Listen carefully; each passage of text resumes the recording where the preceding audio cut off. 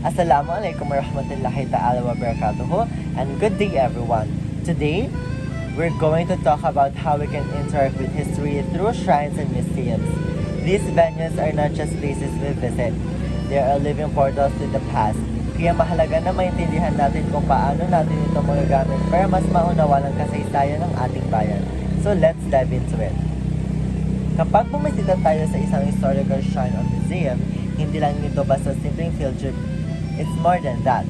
Sa pamamagitan ng mga artifacts tulad ng mga lumang gamit o kasuotan, parang bumabalik tayo sa panahon kung kailan ito ginamit. For example, seeing a World War II rifle or Rizal's clothes make us feels like we are a part of history itself. Iba kasi yung nakikita mo mismo yung mga bagay na ginamit noong mga panahong iyon kaysa sa binabasa mo lang. Mas ramdam mo at mas madali mong mai-imagine kung ano ang nangyayari nung araw na yon. Mas totoo ito sa'yo. Kaya mahalaga na pag naghahanda tayo para sa mga ganitong pagbisita, kailangan meron tayong kaunting background or knowledge about this. Let's say you're visiting the Rizal Shrine in Calamba. If you know more about Rizal's early life, mas maintindihan mo kung bakit mahalaga ang bawat bahagi ng bahay niya, pati ang mga gamit na nakadisplay. Kapag mas marami kang alam tungkol sa kasaysayan, mas magiging makahulugan ang bawat bagay na makikita mo. Halimbawa, kapag alam mong dito pinalaki si Rizal, maiisip mo kung paano siya lumaki at nagkaroon ng pagmamahal sa bayan. At syempre, pag nasa shrine o museum ka na, huwag kalimutang basahin ang mga caption o historical markers na inilagay ng National Historical Commission of the Philippines or the NHCP. Ito yung mga nagbibigay ng basic details tungkol sa kung bakit mahalaga ang lugar na ito. Huwag kang matakot basahin ang mga captions o impormasyon sa tabi ng mga artifacts. Ito ang makakatulong sa iyo para mas maintindihan ang kwento sa likod ng mga bagay na iyon. Tandaan, bawat artifact ay may kwento. Ngayon, moderno na ang mga museums. Some allow you to take photos and even encourage selfies.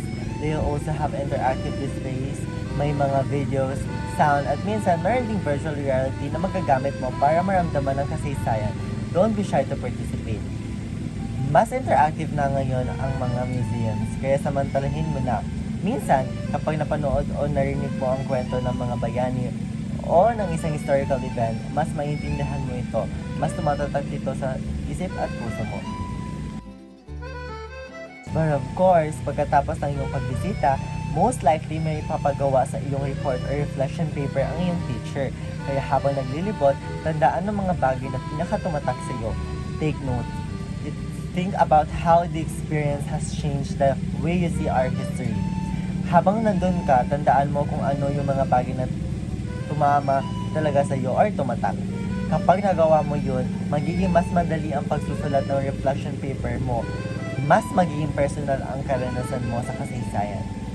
Kaya sa susunod na bumisita ka sa isang historical shrine or museum, tandaan, it's not just about seeing the past, it's about experiencing it firsthand. By preparing, reading, and engaging with the artifacts, you'll gain a deeper appreciation for the history of our nation. Sa madaling salita, mas magiging makabulan ang pagbisita sa mga shrines at museums kung may paghahanda, pag-unawa, at pakikisali.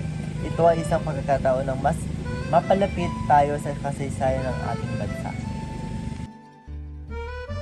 So at last, salamat sa pagkikinig and I hope you'll enjoy your next visit to a historical shrine or museums.